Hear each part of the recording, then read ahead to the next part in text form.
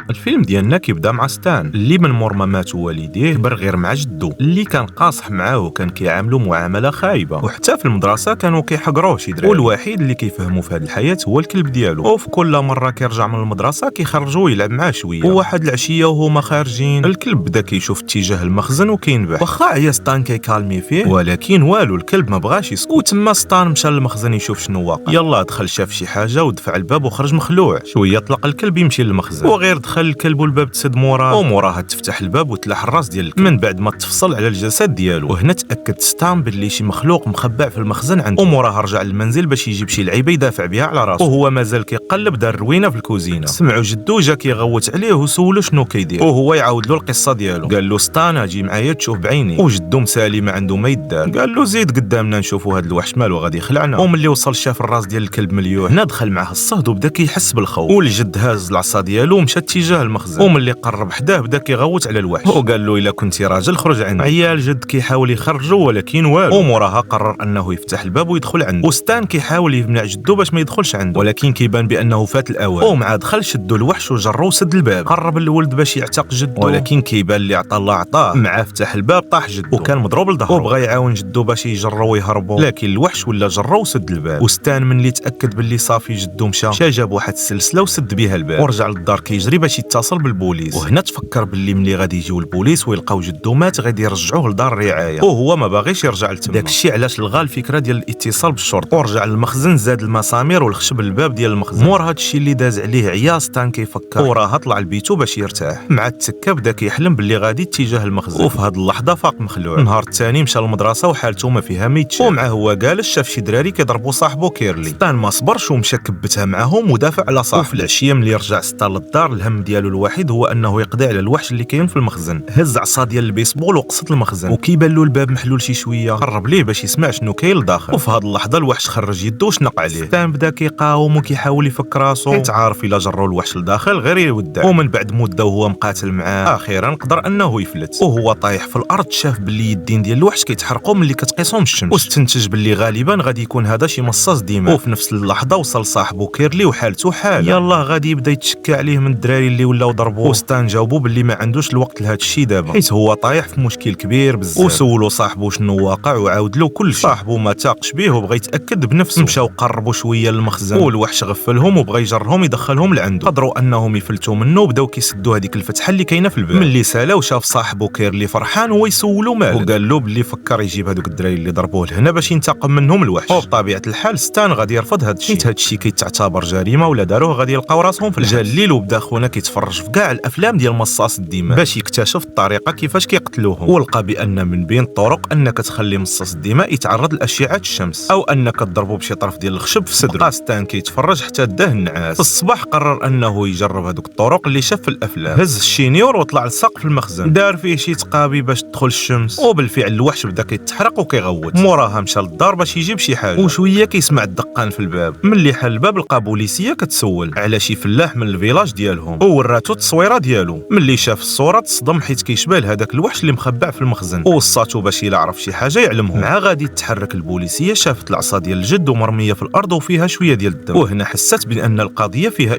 وركبات ستان معاها في السياره وداتو للمدرسه باش تسول شنو واقع. وملي ما دات منه لا حق لا باطل قررت انها ترجع للدار باش تقلب بوحدها. وستان واقف مع خطيبته في المدرسه، دازو هذوك المتنمرين وبغاو يطلعوها عليه، ولكن هاد المره هو على سبه خاصو غير معامن. ما صبرش وشد هذاك مول الشعير وخرج فيه كاع هذاك الغضب اللي كان جامع. حتى جا المدير والاساتذه عاد فارقوه، وهنا المدير قال له خاصك تجيب ولي امرك عاد تدخل، وقال ليه علم البوليس باللي جدو مختفي حيت هذه سيمانه كيتصل به وما كيجاوبو. وستان عرف باللي الشرطيه مشات للدار باش تقلبها، شدها بجريه باش يعتق الموقف. وبالفعل الشرطيه وصلت للدار وبدات كتقلب ووصلت حتى للمخزن، وسمعت شي اصوات خارجين منه ديال شي حد كاين لداخل وكيطلب المساعده. يلاه بغات تفتح الباب، وستان غادي يوصل وقال لها عندك تفتحي الباب. جبدات عليه السلاح واتهمته باللي قتل جدو واختطف جارهم اللي مختفي. ملي امرته باش يبقى مجبد في الارض فتحت الباب، والسي الوحش ما عطلهاش وجرها لداخل لعنده حتى هي. ستان مازال ما مستوعبش هذا الشيء اللي كيوقع، كيلقى هذاك اللي دابز معاه في الصباح جا قاصدو باش ينتقم منه. حاول ستان باش يفهمو بان القضيه حامضه وانه ما عندوش الوقت لهذا الشيء دابا، ولكن خونا الشعير زرب عليه وبدا كيدخل، وهما مازال مشانقين سمعوا الصوت ديال القرطاس. وملي داروا لقاو صاحبو كيرلي هاز الفردي ديال الشرطيه ومنيش عليه. وهنا خونا عارف باللي كيرلي غير خواب، وقال له انت القفقاف زعمتي تهز سلاح وكان كيسحب له باللي ما غاديش يقدر يتيري عليه، وشويه كيرلي غادي يتيري وجابها غير قدامه. هنا الشعير بال في حوايجو بالغلط وعرف بان كيرلي ما كيضحكش، وهنا كيرلي كان حاقد عليهم داكشي اللي دوزوا عليه وقال له عندك جوج الاختيارات، اما انني نتيري فيك او تدخل المخزن. وستان ناض وبدا كيحضر في صاحبه، ولكن ما عقلش عليه حتى هو وقال ليه الا ما سكتيش غادي نطير لك الشقفه ديال راسك. مع دخل خونا الشعير للمخزن كيف العاده تسد الباب وبدا كيتسمع الصوت ديال الغوات، وستان بدا كيغوت عليه وقال له شنو هادشي درتي، وقال له دابا غادي نديك تسلم راسك للبوليس. هاد اللحظه دخل فيه براس غيبو، مع فاق لقى خطيبته قدامه والباب ديال المخزن مفتوح، ناض كيجري باش يسد الباب وتفاجأ باللي صاحبه حتى هو تحول لمصاص دماء، وسولو علاش درتي هادشي وقال له باللي طلب من الوحش يعضو باش يولي قوي بحالهم وباش يقدر ينتقم من الدراري اللي حقروه في المدرسه. وفي هاد اللحظه طلع على ستان باش يعضو، وستان قدر انه يضربو بواحد الخشبه وجرو للشمس باش يتحرق.